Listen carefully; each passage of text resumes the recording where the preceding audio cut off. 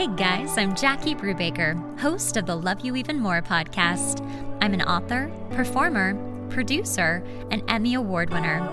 Each week, I bring on inspiring people and experts in their field to have powerful, motivational, and enlightened conversations about relationships, self-development, and how you can love yourself even more. Follow us for daily updates at Love You Even More podcast and at Jackie Brubaker on Instagram, YouTube, and Facebook. For more on myself and the podcast, including ways that you can love yourself even more, go to loveyouevenmore.com. Welcome, Helen Marray-Finlay, to the Love You Even More podcast. Helen is a Hollywood makeup artist and skincare expert. She's a menopause advocate, founder and CEO of Finlay+Green, which is a clean, conscious skincare for menopause. She is a highly accomplished Hollywood makeup artist and skincare expert with over 20 years of experience. Helen's impressive portfolio includes blockbuster movies like Pirates of the Caribbean, At World's End, and popular TV shows including Parks and Rec, Brooklyn Nine-Nine, Modern Family, Barry, and The Goldbergs. In 2020, Helen founded Finlay+Green, driven by her personal experience and frustration with the lack of meaningful options for menopausal women. With over 50+ million women in the U.S. and nearly 1 billion globally expected to experience menopause by 2025, the market lacks skincare specifically tailored to their needs. In August of 2023, Finlay+Green launched their highly anticipated skin revitalizing moisturizer, the first in a comprehensive line formulated to address the unique needs of skin during the menopausal transition. This groundbreaking entry into the $600 billion menopause market creates a new subcategory for skincare. This is so interesting. You are interesting. I want to tell listeners how we kind of found each other because we're both, I've been a makeup artist for like 18 years and in our union for 100. And our union sent an email about your company. And I was like, wow, she seems really interesting. She would be great for the show. I followed you on Instagram and then you DM'd me and were like, I love your podcast. I'd love to be on. I was like, agreed. No, it's perfect. Win-win. Yeah. I love your podcast. It's fantastic. I really like it. Thank you. Yeah, no, I was like, oh my gosh, what a great story. And we have, similar backgrounds. And I just also, what an interesting angle to skincare. I mean, we've all got the anti-aging, everything, up the kazoo, but like no one has actually talked about menopause and peri-menopause. So let's just, first of all, welcome to the show. Well, thank you. Thank you for having me. It's great. So happy you're here. Let's start with a little bit of you. We know you're obviously a very accomplished makeup artist and skincare expert, but what happened in 2020? Obviously, we were all here for the pandemic, but what personally happened for you that you were like, you know what, this needs to be out there? Yeah, well, I ended up having a hysterectomy during the menopause and my skin, hair, nails kind of changed overnight. But at that point, I didn't know it was menopause related because when I had my hysterectomy, I kept my ovaries. So I was under this illusion that, I wouldn't go into menopause, but unfortunately you can still. And that's what happened to me. And so yeah, all these things started happening to me. My skin, as I said, changed, but then I was getting insomnia and things like that. And I'd gone to see a few doctors as to what's happening to me because it was kind of scary. And I ended up going back to the surgeon that did my surgery. And she said, no, Helen, you're in menopause, but no one had connected the dots. And I think that's the thing was a lot of people are having these symptoms, right? Yeah. And they don't realize they're menopause symptoms. So when I realized it was menopause, I thought, well, you know what? I've got to do something about this. It was a part of me, I could kind of take back some of that control. And so that was it. I just thought, got all this time on my hands because of COVID. And I researched, found a great lab, changed lab. It was kind of a roller coaster, but then I got this great lab and developed these products and I'm really happy, about them. I love them myself. We've tested them. So yeah. It's so cool. So let's talk a little bit about peri-menopause, which happens Right. before menopause. And Exactly. so we were talking the other day, and you said peri-menopause can show up around 42, but it can also show up even earlier than that. And women just won't even know it's happening, kind of like what you were just saying. So, Yeah. can you explain what peri-menopause looks like and sort of when it shows up? Sure. Well, to give a kind of an overview first, is that menopause itself is just one day, and that surprises a lot of people. So the actual transition is a third of your life.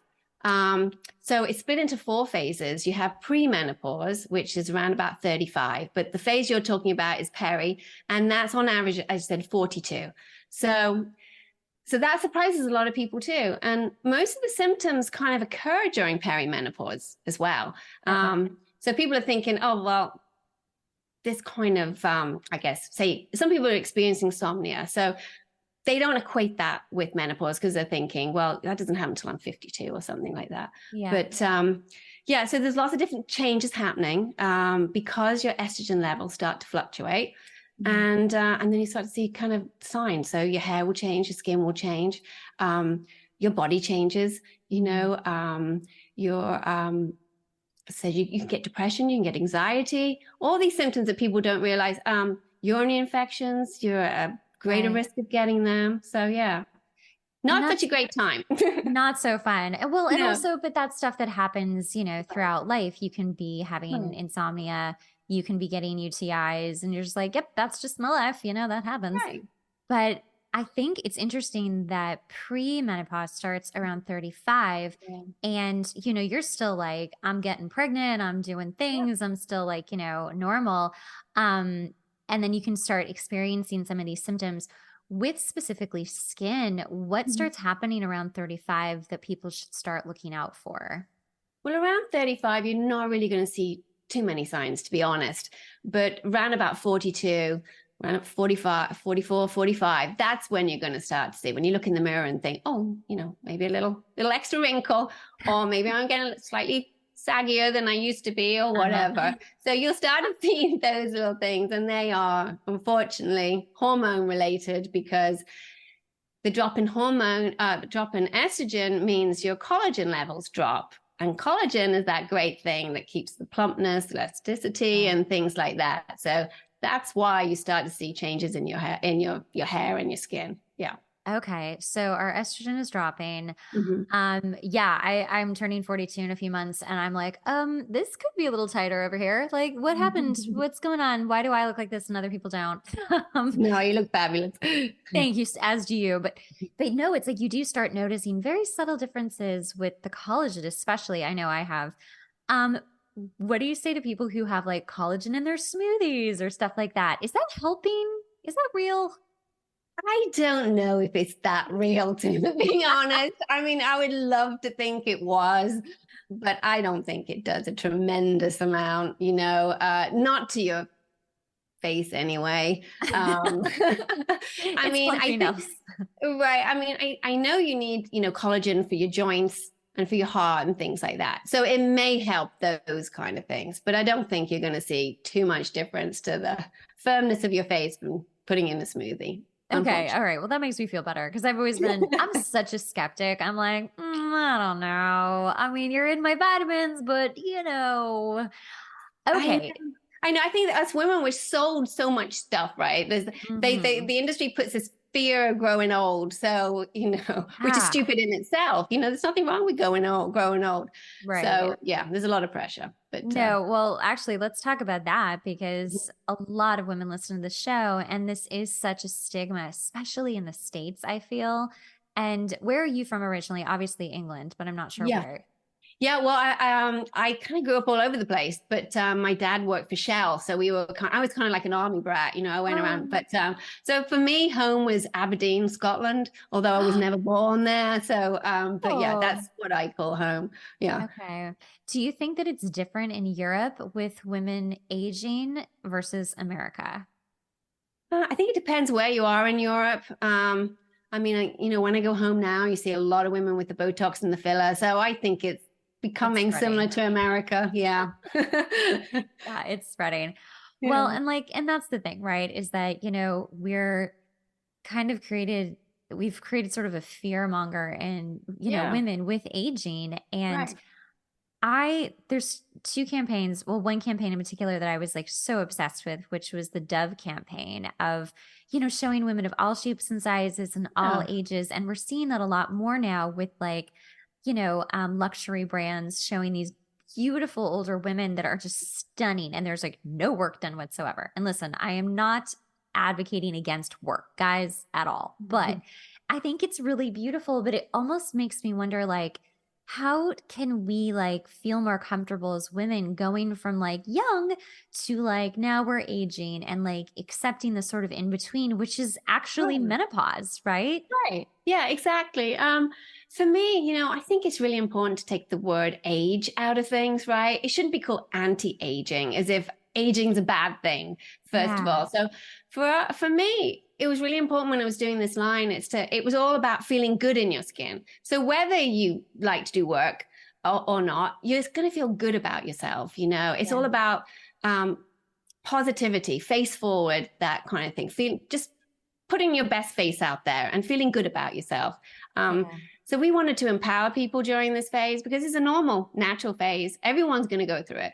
I mean, you might not have a baby, but you're going to go through menopause. And so, yeah, it's Oh, about putting a different slant on it and normalizing it because it is normal. absolutely. So when you were creating your line, Mhm. what are some of the key elements to the moisturizer that are helping target those things that are happening, like the collagen and estrogen dropping?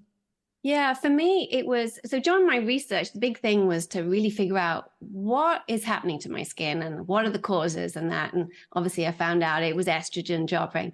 So then I figured out, well, what all are the different issues? So you can get hyperpigmentation, you get your dry skin, your thinning skin, wounds, will heal more slowly. Obviously, sagging skin. So then the next point was trying to find an ingredient, a really great powerhouse ingredient that's going to target each of those issues. So we did that. And so we have hyaluronic acid, which is a buzz ingredient right now. Everyone's heard of hyaluronic The acid. best. I do swear by that. I started using that during the pandemic and was like, oh, this is good. Okay, this is good. Right. And did you know to maximize hyaluronic acid, you should put it, you should never kind of totally dry your face. Your face should be a little bit damp because Oh. then hyaluronic acid will pull that water from the surface of your skin into your skin. So never fully Oh, dry your face before you put hyaluronic acid on. Yeah. And okay. also apply your moisturizer within 60 seconds of washing your face. That's another good tip. Okay. But yeah, so hyaluronic acid, we put in peptides, ceramides, all those good things that people have heard about, but we put them at levels that actually work, which was the important thing because most people Very get important. sold, right? I mean, there's all this marketing fluff, and people say, oh, they have a certain ingredient. And then when you look on the box, it's like the very last thing. And okay, that was just put there for marketing. That's not going to do anything. Yeah. So we were really conscious about putting it at levels at work and being really honest with people as to what's in the product. Yeah, and we tested it. We did confidential testing for 3 weeks and 6 weeks with 50 people, and we had rave reviews and great. So we're happy. We're confident it works. That's amazing. Does it help with the sagging and the loose skin and all of that? It Like what it does it does. take it all back? Because I'd like that to go back now. Yeah, yeah. And I mean, it's a super hydrator, and obviously, hydrated skin is what's going to kind of minimize the fine lines and wrinkles and things like that. Yeah. So, Right. yeah, it's a great base on which to put makeup on too. Um, but the key thing is when you have a hot flash, your makeup's not going to slide off your face. It is somewhat of a primer too. Ooh, So that was the other kind of little edgy thing we have going. that's a makeup artist right there. Like you were like, I know what we should do that nobody's doing. We're gonna do Right, this. right. But I mean, I've never had a hot flash, but like I've seen, my mom or I've seen like stuff Yes. on TV. It's intense. It looks awful. It looks terrible. Right. It looks not like fun. But that's so great because if you are like dripping sweat, like what are you going to do? So it's helping keep your makeup from basically falling all off your face. Exactly. But it's very lightweight. the moisturizer. So, and that's why it's great for if you're in perimenopause or postmenopause, because you can build it. You know, like there's some foundations that you can build the foundation to get fuller coverage. Well, Yeah. that's how the moisturizer works too. So that's another kind of good angle we've got going on. So, and also say, for example, it's winter and your skin's a little bit drier, you just put a little bit more on, but you won't get greasy. Okay. It just soaks in. Yeah, it's Does it lovely. dry sort of shiny or matte? No, you have a slight dewy finish, but it's not Okay. overly shiny. Yeah, it's Okay. nice. It's a nice, healthy glow, really. Yeah. Okay. Do you already have this or have you thought about making like a tinted moisturizer? I have thought about Oh, doing that. good. Yeah. Because I love tinted moisturizers and You. tinted sunscreens too. I love them. Yeah, it's Mhm. great. Yeah. Oh, is there sunscreen in the moisturizer? No, there's not. But that is going to be another thing we're doing. Yeah, yeah. Just the regulations to produce a sunscreen are just insane. I mean, I thought doing a regular skin line was hard enough. So Yeah. that's the next phase. Yeah. Okay, so if also I wanted to ask about the hyperpigmentation. Mhm. I ended up getting that from my birth control like years ago, so that was Yeah. fun. But will this help like lighten the skin when if you have hyperpigmentation? Yeah, we have niacinamide in it. So that's a great brightener as well. So that definitely helps with the brown spots or any of the hyperpigmentation, discoloration. So yeah, that's the Okay. great ingredient that's going to counter that for sure. Yeah. I like it. Now, how is it different than like, someone being like, I just watched some commercial for Mhm. like Estee Lauder, or I watched a Yeah. commercial for like L'Oreal Right. and like their anti-aging thing, and they're saying all this stuff too. How are you Right. guys actually different? Because I know you are. I just don't know Right. exactly. Yeah, I mean, for us, it's really important to be clean, to be really clean conscious. And we don't want any hormones in our products or anything like that. So no estrogen disruptors. So it's clean. Um, and it's just, I think with those bigger, not to knock those bigger brands because they come up with fantastic products, but I think with the smaller brands, you can be a little bit more targeted, a little bit more niche and everything because they're catering for the mass market. Yeah. So we're really targeting for a specific group of people in a specific age group, right? So that's what's different for us too. Yeah. I love Plus, we it. have sustainable packaging, and not a Oh, lot of the big brands are doing that just yet, which is that's sad right. to see. But yeah. That's very true. And I forgot about the whole clean thing, of course. I Yeah. mean, that is so crucial. You've already got enough hormone situations going on. Like, we don't need to add that. Right, exactly. And for women who are maybe going through cancer and chemotherapy, you don't want to have anything with the hormone in for them. So that was the other thing Yeah. that was really important to us. Yeah. Oh, wow. So then if you were younger, but you were going through cancer treatment, you could use this and this would be a really good product for Yes. you. Exactly. Yeah. Wow. Oh, you guys have thought of everything, but I have more questions. Okay. I would assume that one day you would come out with like an eye cream. We are coming out with an eye cream, hopefully December, January. So we're keeping our fingers crossed. It's fully tested. We're ready to go. We're just waiting for that final push. Yeah. And what does the So, eye cream target? well, the eye cream, you know what? When we tested the eye cream with that group of people that I told you about, we did this consumer study, and the eye cream went down the bomb. So from I think the youngest person to test that was maybe 32, and then the oldest person was about 77. So we kind of tested the gamut, but it's lovely. Again, it's great for those dark circles, dark areas, or whatnot. It plumps the skin under the eyes too. Yeah, it's lovely. It goes on kind of cool as well, so it's a nice pick me up. Oh, that's nice. So Does it have yeah. like retinol in it, or do either product have retinol? No, I've stayed Okay. away from retinol only because during the menopause transition, your pH levels in your skin change. So your skin will become a lot more sensitive. So for me, I Oh. wanted to keep away from retinol. I know a lot of people like retinol, but I've Yeah. I've kept away from them in our products. Yeah. For now, at least. Yeah. No, I think that's smart. I mean, I have very sensitive, and not as dry skin now that I've discovered hyaluronic acid. Changed my life. Right. It's fabulous. Um, yeah, but I've always been a little hesitant for retinol and products because, like I actually just switched my face wash just on a whim because I don't know, I'm going through a little journey of which face wash do I like now. And I tried something new and I loved it for like 2 days. And then it completely dried my skin out. And I was like, whoa, this is for sensitive skin.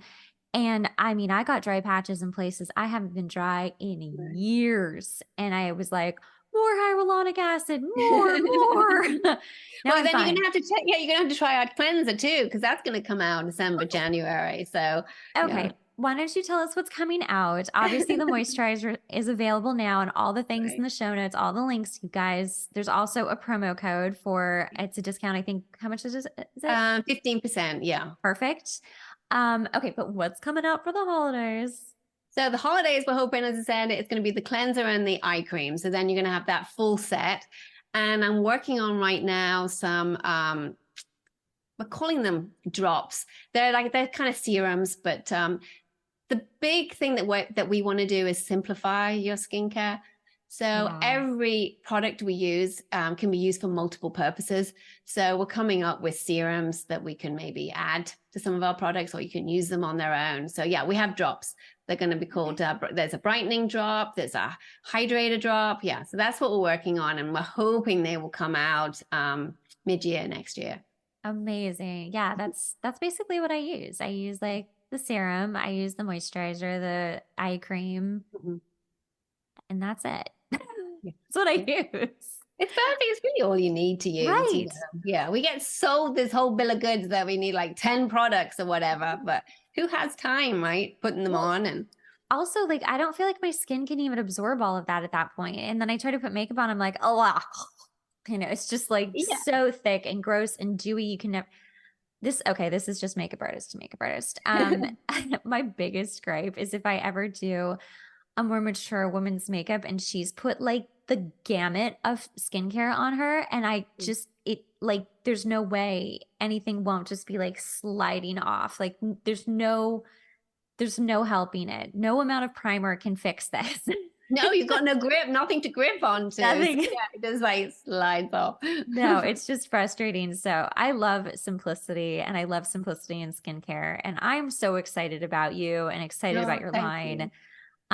What else do we need to know about your line that would just, you know, or about menopause that is very important and just moving forward as, you know, people grow?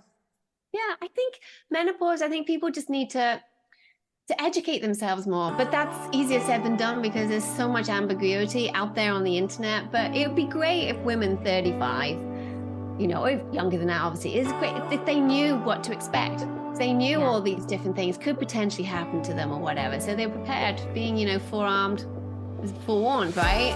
So that's what I hope. And that's another kind of passion of mine, is I just really want to get out there. I really want to kind of start explaining things to people in a really easily digestible way, you know, you know, so it's not frightening, you know. Yeah. I mean, and they can talk to their friends, right? And then they go to the doctors and they know what questions to ask. So that's what I hope. Right.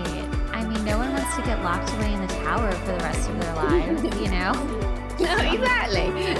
Not the plan. Well, I just loved having you on. Everything you need to know about this woman and her line is in the show notes, guys. Go click on it.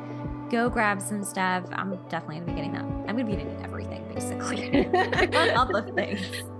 Well, I can't wait to hear what you think about it. I'd love your feedback.